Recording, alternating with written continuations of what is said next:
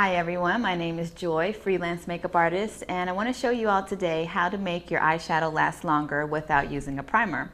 So I have my brushes and I have my concealer. What you can do actually if you don't want to use a primer is you can put on a thin coat of either concealer or the foundation that you're using on the rest of your face and cover that with a light layer of powder.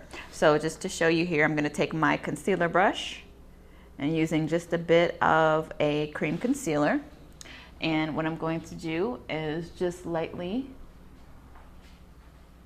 coat the lid and making sure to get down to the lash line, into the corner, and out to the edge. And if you're going to be highlighting the brow bone or doing any shadow work up higher, you can continue up there with the concealer.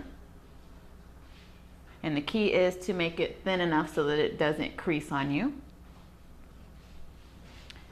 And then you'll want to just lightly dust a layer of powder over it. That's going to set everything, and it's going to give your eyeshadow a surface to cling to, which is the same thing that a primer would do.